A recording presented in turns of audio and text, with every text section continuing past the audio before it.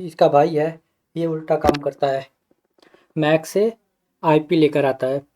ठीक है, ये कौन सी लेयर पे काम, कौन सी नेटवर्क लेयर पे भी काम करता है एक्चुअली में। ऐसा नहीं कि ये आपका जो है, देखो निचली लेयर पे काम करना तो है ही है। अगर मुझे टॉप लेयर पे काम करना है तो निचले लेयर पे काम करोगे ही करोगे। तो यहाँ पर क्या है कि ये लेयर 3 पे काम करेगा, ये हमारे आरपी डेटा लिंक लेयर पे भी करेगा, दोनों लेयर पे करेगा। ठीक है, R A R P A R P पूछा जाए आपसे तो दोनों ही लेयर के प्रोटोकॉल हैं। एक का काम है मैक से आईपी लाना। ठीक है, इस तरह से काम करता है दोनों। और ये कौन सी लेयर की प्रोटोकॉल है? लेयर 3। हाँ हाँ, पूछिए, बोलो बोलो।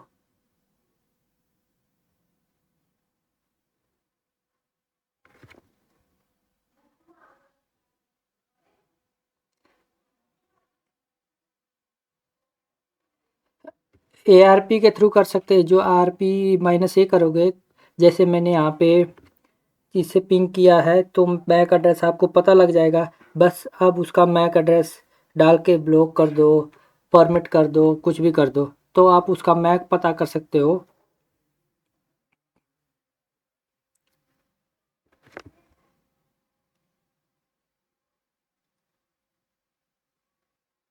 ठीक है, तो मैं आपको थोड़ा सा और OSI मॉडल की तरफ ले चलता हूँ। जैसे मैं आपको बताया कि TCP/IP मॉडल है आपका, वो भी है एक्चुअली में। क्या है TCP/IP मॉडल? जैसे मैंने बताया कि वो आपका एप्लीकेशन, तीनों लेयर को एप्लीकेशन बोलते हैं या प्रोसेस एप्लीकेशन बोलते हैं एक्चुअली में। इसका जो तीनों लेयर का नाम है एप्लीकेशन प्रेजेंटेशन। इसकी बात कर रहे हैं, ये OSI मॉडल है।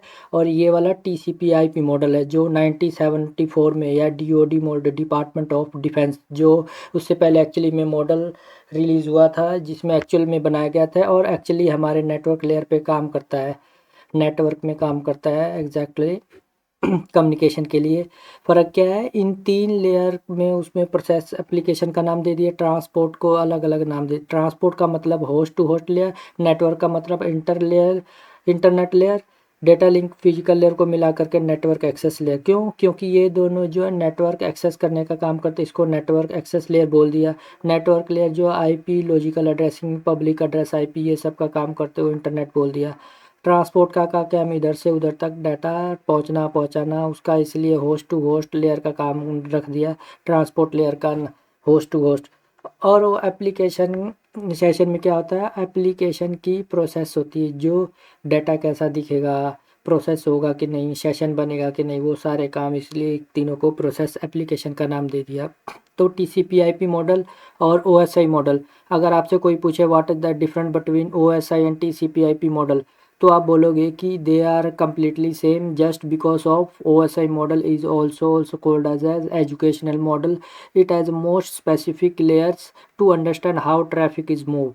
और आप ये बोलोगे कि जो आपका TCP है, it is actual model which actually working behind our network, and it is the original model which came into 97 network for the Department of Defense. For that the our network, different network can communicate each other। मैंने जो लाइनें बोली नहीं, अंग्रेजी में याद कर लो, interview आपको अंग्रेजी में ही होने वाला है, तो आपको उसी हिसाब से याद रखना पड़ेगा कि कैसे कैसे आपका वो नेटवर्क काम करता है। ठीक है, अभी हम आगे चलें तो एप्लीकेशन लेयर यानी कि प्रोसेस एप्लीकेशन लेयर की बात कर रहे हैं यहाँ पर हम लोग। यानी कि जो ऊपर वाली लेयर है वो ऐसे मॉडल के हिसाब से देखें, इतने सारे प्रोटोकॉल हैं जो ये सारे आपके काम करते थे। TFT, file transfer, network file, SNP, telnet, SNMP। तो DNS का फुल फॉर्म है, SNTP का 25, 22, 23, TFTP का 69 शायद होता है आपको, FTP का 20, 21, NMS तो यूज़ नहीं होता अब। तो इस टाइप से इनके पोर्ट नंबर पहले से ही रिजर्व्ड है।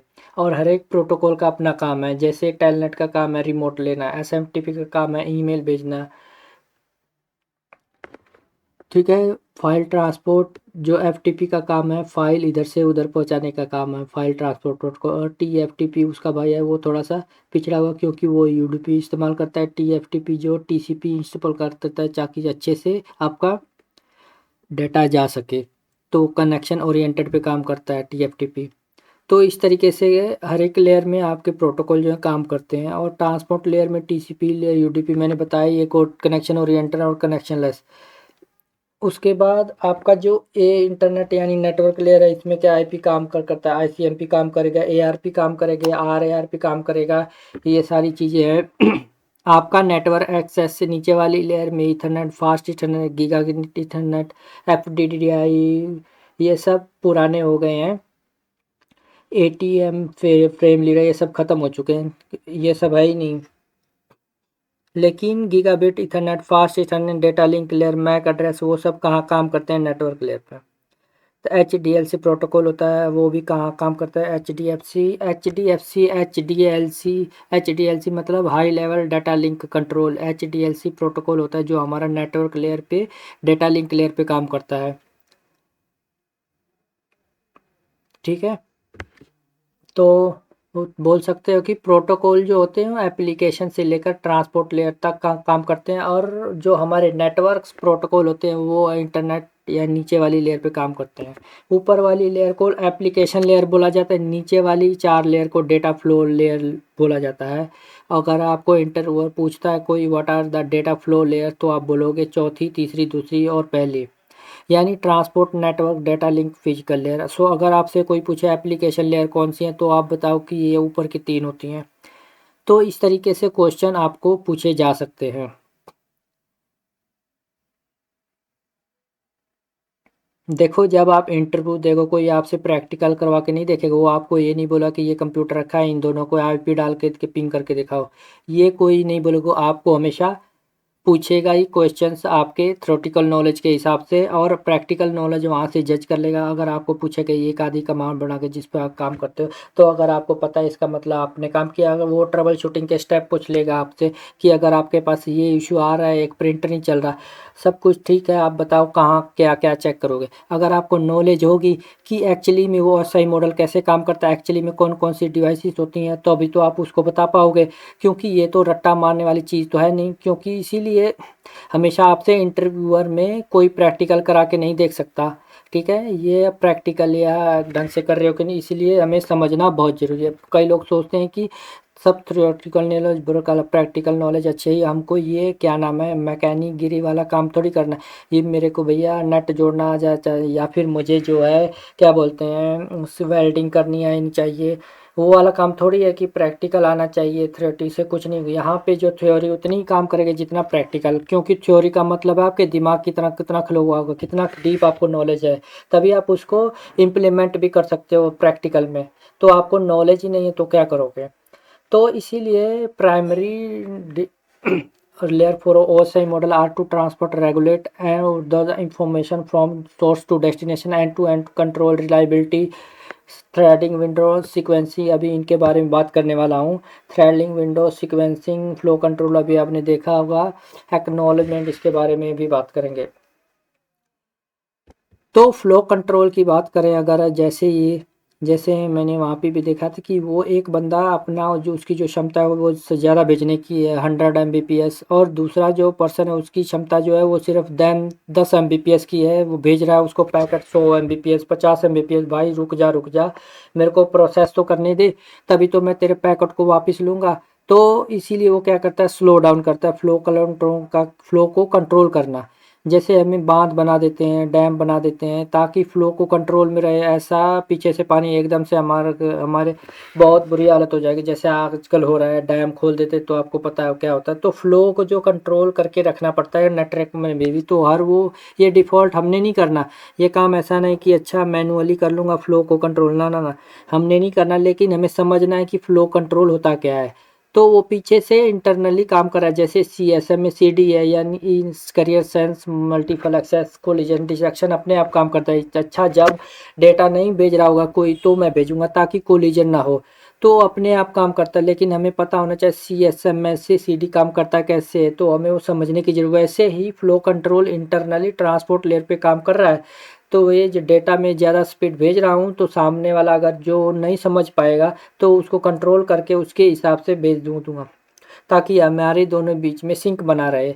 ठीक है, तो आपका जो थ्री वे हैंडशेक होता है, अभी ये देखो थ्री वे हैंडशेक TCP में जो ट्रांसमिशन कंट्रोल प्रोटोकॉल है उसके अंदर थ्री वे हैंडशेक होती है। वो क्वेश्चन बहुत पूछा जाता है इंटरव्यू में, ये थ्री वे हैंडशेक को एक्सप्लेन कर। थ्री वे हैंडशेक का मतलब क्या है, सिंक का मतलब क्या है, सिंक्रोनाइजेशन। ये बोलता है कि भाई मुझे जैसे आप हेलो मिलाते हो, तो अगर आप जहाँ पहले हेलो मेरा नाम है ये, वो हाँ भाई मेरा नाम तेरा नाम सुन लिया, मेरा नाम ये है ये, तो दो लोग इस तरह से बात कर रहे हैं। सिमिलरली जब आप दो कंप्यूटर्स के बीच में कम्युनिकेशन होता है तो टीसीपी क्या करता है, थ्री वे हैंडशेक बनाता है।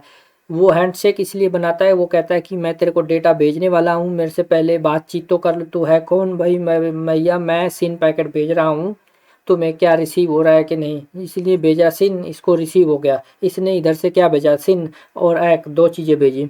सिन और एक का मतलब क्या है, इसने भेजा कि मैं भी सिंक्रोनाइज करना चाहता हूँ और मेरी तरफ से एक्नॉलेजमेंट आ चुके हैं। जो तुमने सिंक भेजा था वो एक्नॉलेजमेंट भेज रहा हूँ। जब इसको सिन रिसीव हो जाएगा, इसका ये क्या भेजेगा, एक भेजेगा। एक का मतलब एक्नॉलेजमेंट। तो एक तरीका सेशन बन जाएगा आपका दो कंप्यूटर्स के बीच में with the help of session layer and as well as आपका टीसीपी प्रोटोकॉल के थ्रू।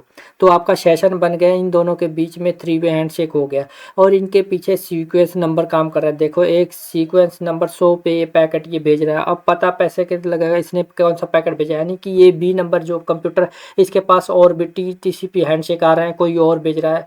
तो इसको कैसे पता लगेगा कि इसका रिप्लाई किसको भेजना है, तो इसने भेजना है, इसने सीन भेजा, इस किसी और को इसने सीन भेजा, उसको उसको एक्नॉलेजमेंट किसी और को दे दे। कहने का मतलब आपने मुझे हेलो किया बट मैं हेलो किसी को और को कर रहा हूँ।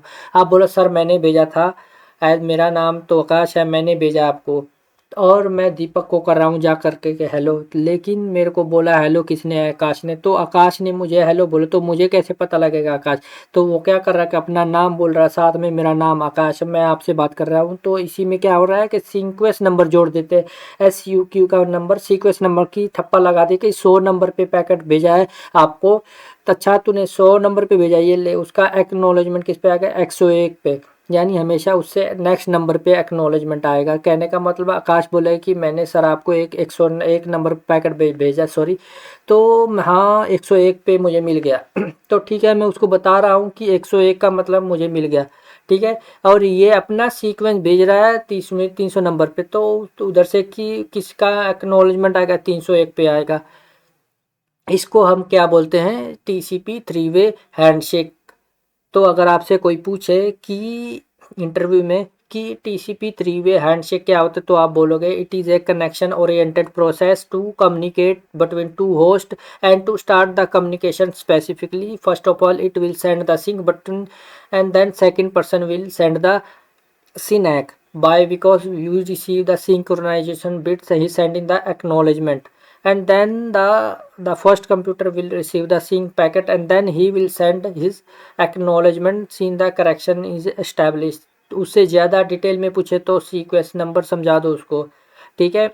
ये चीज़ें इंटरव्यूअर जानना चाहता है आपसे कि आपको वाकई में इनकी प्रोसेस पता है।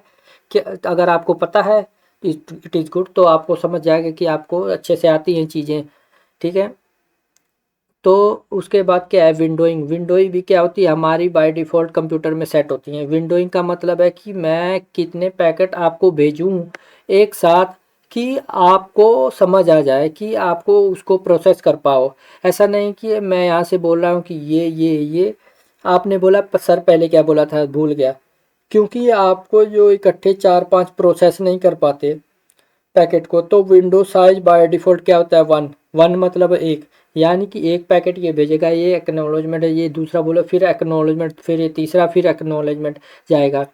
तो और इसके पास होती है, किसकी बात हो रही है, जब हम कनेक्शन ओरिएंटेड क्या करते हैं, कम्युनिकेशन करते हैं, यानी टीसीपी कम्युनिकेशन। यूडीपी की बात तो होनी नहीं, क्योंकि यूडीपी भैया मेरे को नहीं पता, भेज दिया, मिला नहीं मिला फेंक दिया मैंने, तो किसको मिला नहीं मिला उसकी जिम्मेदारी है। लेकिन यहाँ पर क्या है, यहाँ पर टीसीपी की बात हो रही है, बोल रहा है मैंने एक पैकेट भेजा, उसने बोला ठीक है मिल गया, दूसरा भेजो, उसने बोला इसने ठीक है, तीसरा भेजो, जो तीसरा भेजा इसने बोला। इस तरीके से हम क्या बोलते हैं, विंडो साइज। अगर विंडो साइज बढ़ जाए, अगर हमारा विंडो साइज बढ़ जाए, तो विंडो साइज बढ़ने के लिए क्या होगा, यहाँ पर 3 विंडो साइज कर दे, 1 2 3। तो ये क्या कर रहा है, 1 2 3 भेजा, तो ये कह रहा है तीनों मिल गए, ये क्या भेजोगे, एक्नॉलेजमेंट।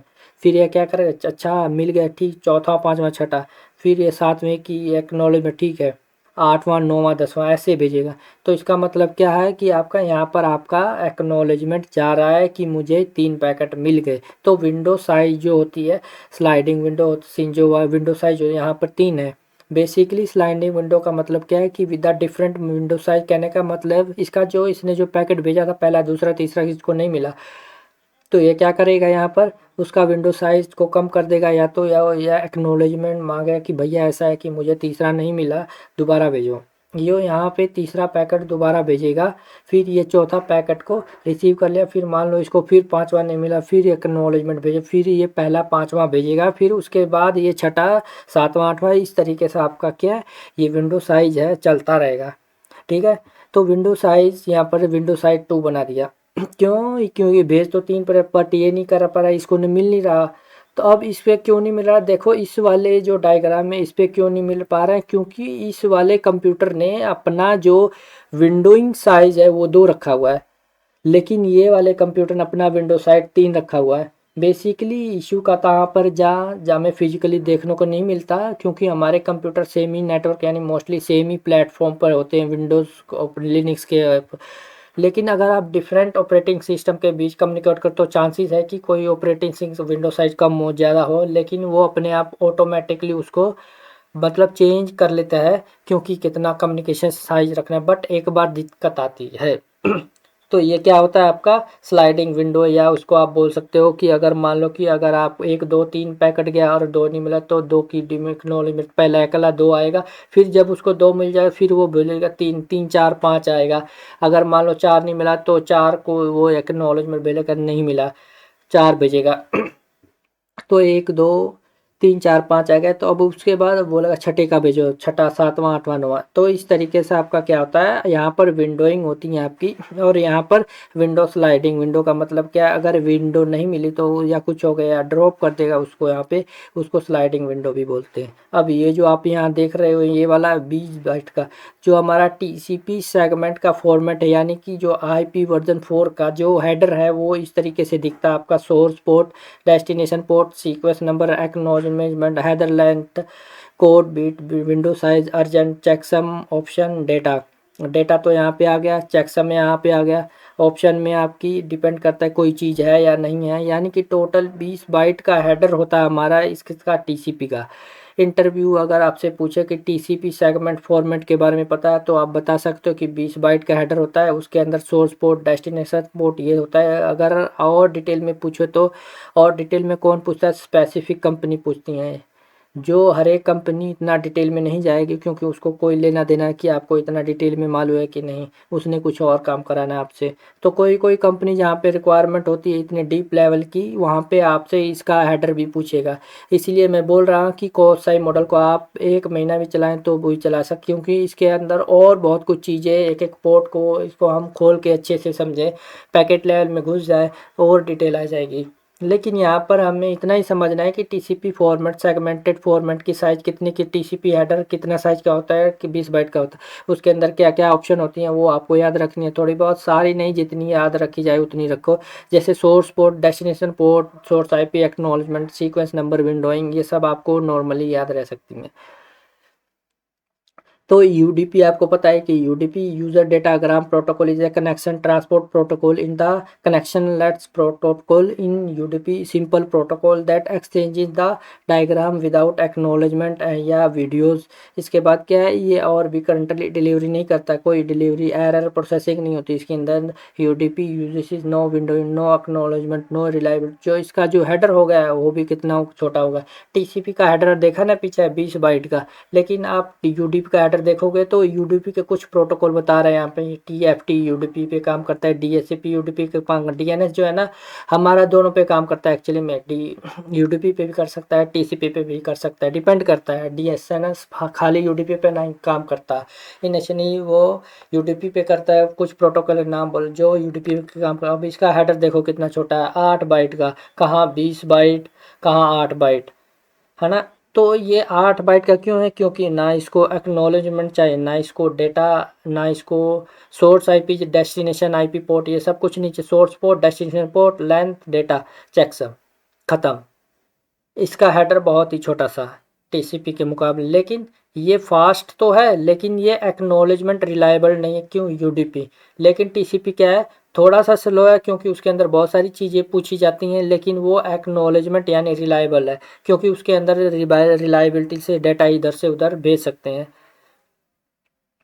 ठीक है। तो पोर्ट नंबर्स की मैं अगर बात करूँ, तो जैसे मैंने आपको कहा था कि दो टाइप के पोर्ट नंबर होते हैं, एक वेल नोन पोर्ट, एक रैंडम जनरेटेड पोर्ट नंबर। अगर उसकी अगर हम बात करेंगे स्पेसिफिकली, ठीक है, तो वेल नोन पोर्ट नंबर और रैंडमली जनरेटेड पोर्ट नंबर होते हैं आपके पास वेल नोन पोर्ट नंबर्स। इसका मतलब क्या होती है, जो आपने पहले से फिक्स्ड है, 1 से लेकर के 1024 तक आपके वेल नोन पोर्ट नंबर होते हैं। और उसके बाद होते हैं रैंडम जनरेटेड पोर्ट नंबर,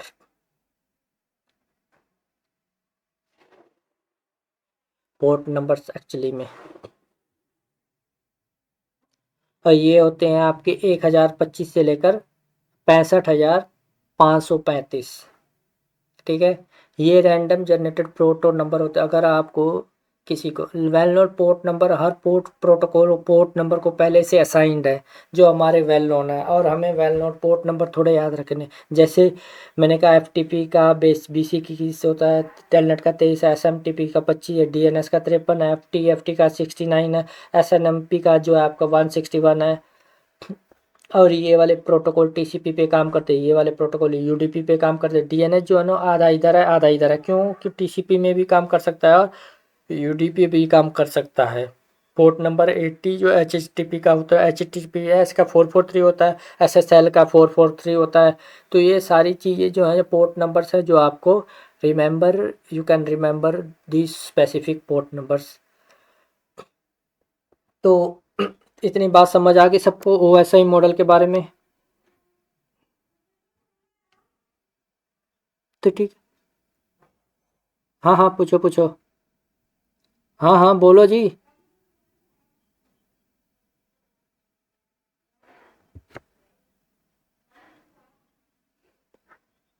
वो उसी पे करता है, पोर्ट नंबर पे, उसी सेम पोर्ट नंबर पे। उस हाँ हाँ, पूछो। टीएफटीपी के लिए, 69 नंबर पोर्ट टीएफटीपी के लिए। ट्राइबल फाइल ट्रांसफर प्रोटोकॉल, जैसे एफटीपी होता है, एफटीपी का छोटा भाई है वो टीएफटीपी। टीएफटीपी क्या करता है, फाइल ट्रांसफर प्रोटोकॉल। टीएफटी का सॉफ्टवेयर डाउनलोड करोगे तो यूडीपी पे काम करेगा, वो जाए ना जाए या भेज देगा। लेकिन एफटीपी के काम करो, वो यूज़र नेम पासवर्ड भी मांगेगा, और कनेक्शन ओरिएंटेड पे काम करेगा। दोनों का काम है फाइल ट्रांसफ़र करना इधर से उधर।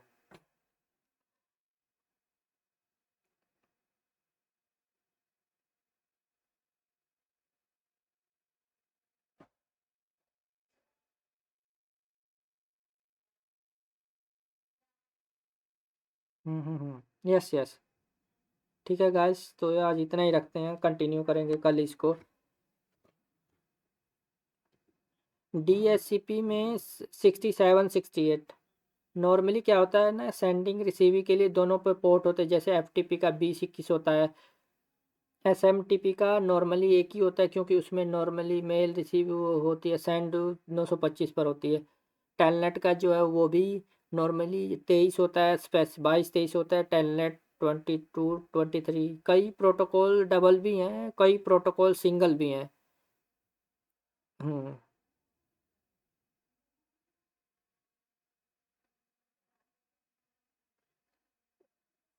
वो हाँ हाँ, उसका भी है। एसएसएच का 22 है, टेलनेट का 23 है, स्पेसिफिकली अगर देखा जाए तो।